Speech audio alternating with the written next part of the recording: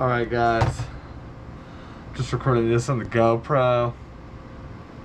Figured I'd give a little insight to what I'm doing here with this carbon fiber seat base, since I've talked about it so much. I already have almost all the holes done. I'm just working on the last hole. I figured that'd be fun for a little video. What I do here is I'm fitting this carbon fiber seat base that normally has the square nuts. I already threw them all away, unfortunately. They go down, have the long bolts sticking out, and I'm making it so that all the holes here are just single nuts that then much smaller, much lighter 5mm nuts can go into that way. So also you don't have any acorn nuts when you're done. You'll just have a nice flat round head to your base. I have all these ones done here so far. What I do is I take this masking tape, and you can see they're fitting in there pretty tightly, which is good. That's how I want them. I take this masking tape and I bolt it down into the base flat, kind of like these ones are already here, and then I tape around the edge so that you can clearly see like where the hex shape is of the seat base. And then I'm going to carefully use my Dremel here, and I'm going to first I have a lot of Dremel bits for this, but I use this tungsten carbide bit more for grinding out the general shape, and then of course I'll do the fine shape in just a little bit here for the fine details to make sure it fits nice and tight and snug. Now some of these might look a little weird in the back just when you're shaving away. There's a lot of excess material. You can see some these ones are flush to the edge of the base practically, but these ones where the base is thicker are inside, so it looks a little grosser along that. But as long as they fit tight in there and they don't want to fall out on their own, just like that. These aren't taped in, they're just loose hanging, so good fit. Well, I'm gonna start grinding this out, show you what a little bit of this process looks like. Hopefully this isn't the boringest video of all time. Let's find out.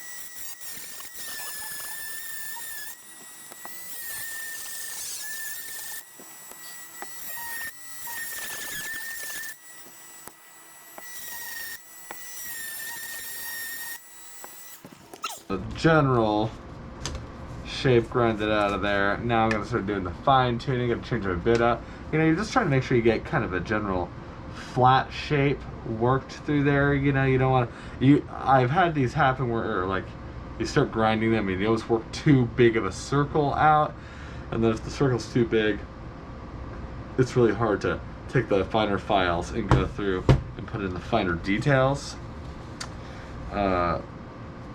You guys like all my laundry sitting on the bed? But this one's looking really good actually, so just gonna switch to my fine one.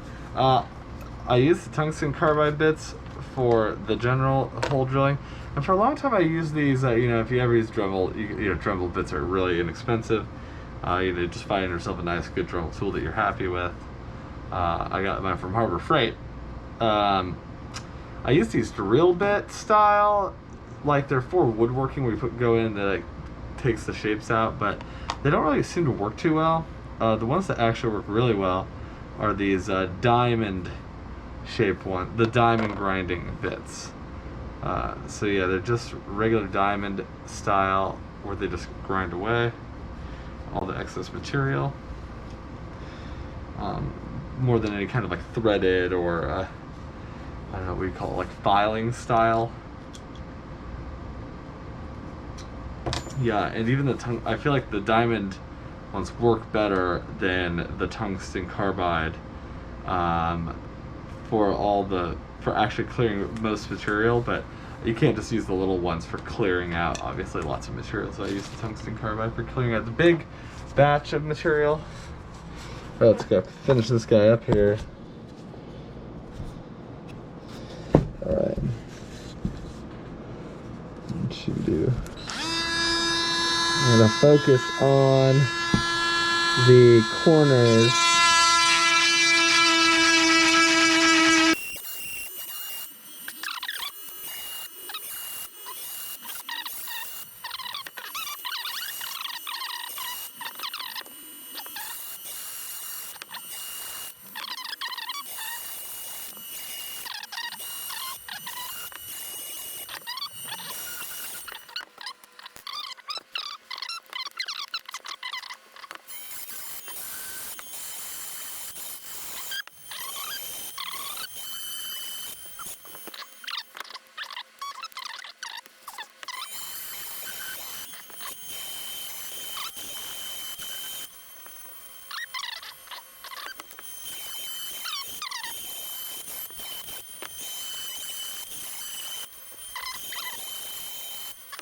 Let's find out.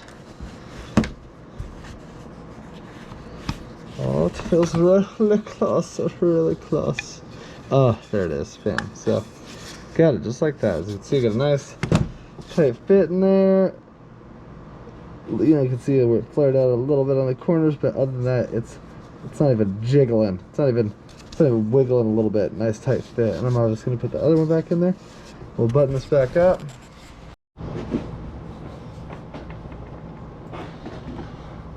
Alright, I'm just putting the final details. As you see, like, we've replaced what would be this type of nut here with the square hex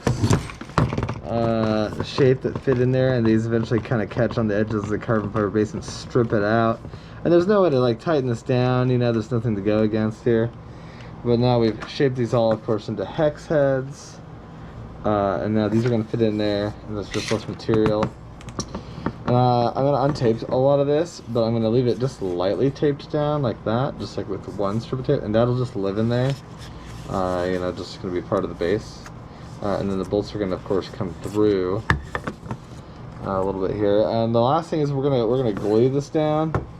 But when you go to glue it down, you got to make sure that like you have it fitted to. Oh, it's coming out. Your handles. I got my handle right here, and I have a broken seat post that I'm going to use for the fitting here.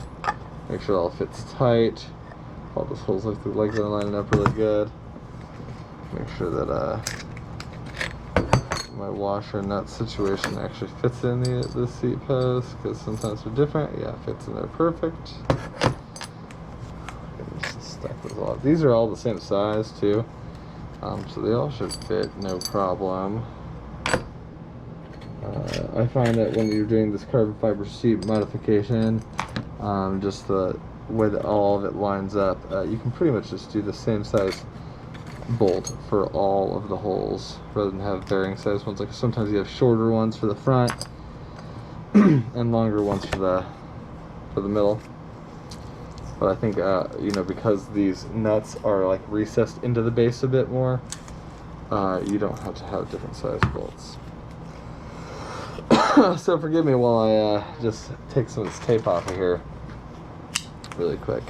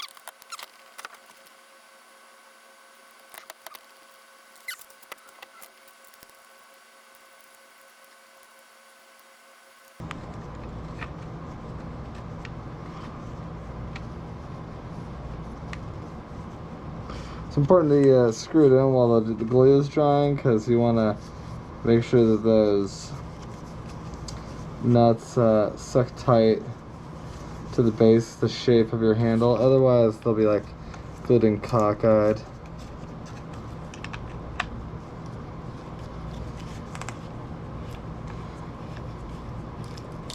Which I've experienced. You'll have like them, they'll be sitting like off at angles, and then you'll try to, you'll unscrew your handle, and then it's just like a nightmare trying to get it back in.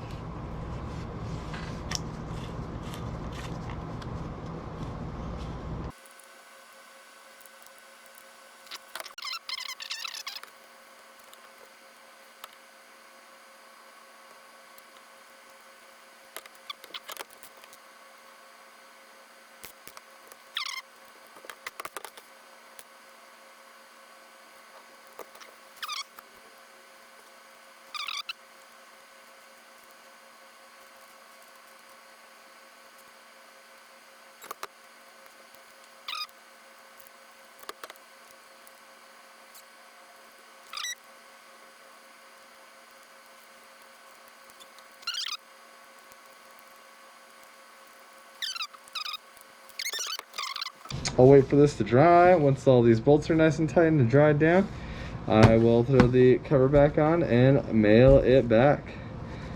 You can see, let's take the tape off of the center ones. See that? You can see it's just a little bit sticking out of the edge there. Nice and minimal.